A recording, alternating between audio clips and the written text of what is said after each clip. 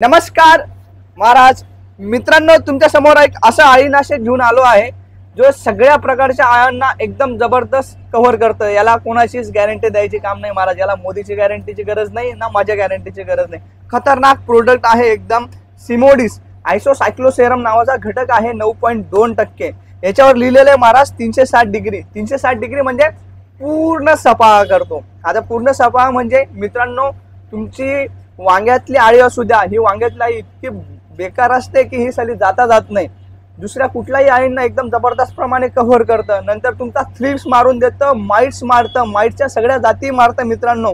कुठल्याही अवस्थेत असतो द्या तेही मारतं। नंतर मावा मारतं, तुडतुडा मारतं आणि एकदम ग्रीनरी आणून देतं महाराज प्लॉटमध्ये।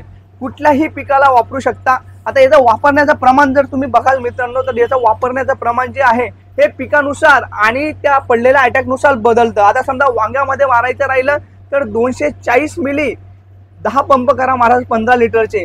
किंवा इतर साध्या आळ्या असतील तुमच्यावाल्या, गोंडाळी असेल, नंतर इतर पानं खाणाऱ्या आळ्या असतील, मव्वा, तुडतुडा, थ्रिप्स, माइट्स असेल, तर तुम्ही 80 ते 120 ml प्रमाणे जाऊ शकता महाराज। संबंधित दुकानदाराला याचा थोडीशी माहिती विचारून घ्यायची, तुमच्या पिकाच्या आणि अटॅकनुसार कंपनीच्या प्रतिनिधीशी संपर्क साधायचा। आता हे प्रोडक्ट तुम्हाला प्रत्येक ठिकाणी बघायला भेटेल महाराज, कारण की याचा प्रेझेन्स इतका जबरदस्त वाढलेला आहे।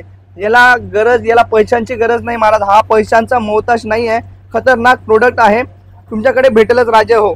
आणि हे सिस्टमॅटिक आणि कॉन्टॅक्ट पद्धतीने काम करतं, म्हणजे पूर्ण बॉडीमध्येही फ्लो होतं आणि मारता मारता जर पिकाच्या किंवा कीटकाच्या संपर्कात आलं तर त्याचा कार्यक्रम ही तिथेच वाजवतो। याची काम करण्याची जी पद्धत आहे महाराज, ही जी आहे गामा अँटीब्युटरिक ऍसिड, जे म्हणजे काय समजा महाराज, केमिकल आणि इलेक्ट्रिकल मेसेज आपल्या बॉडीकडनं आपल्या ब्रेनला जातात, आपल्या ब्रेनकडनं आपल्या बॉडीला जातात।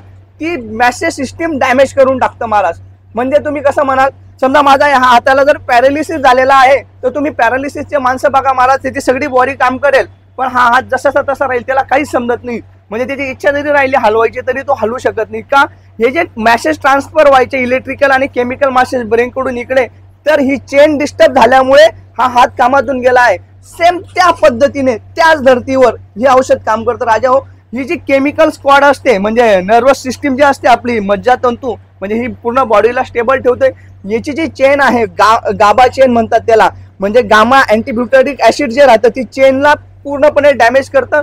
त्याच्यामुळे ते कीटक जे आहे पॅरालिस होतं आणि पॅरालिसिस झाल्यामुळे त्याला खाणं बंद होतं, पेणं बंद होतं, काही सुचत नाही आणि अंतशः ते मरण पावतं। इतका छान पद्धतीने काम करतं मित्रांनो। बरेच शेतकऱ्यांनी याला वापरले आहे। बरेच शेतकरी असे राहतात, हे काढून घेतात, औषध मारून देतात आणि बाजूला फेकून देतात, म्हणजे आपल्याला दुसऱ्याला समजू देत नाही की काय मारलेलं आहे।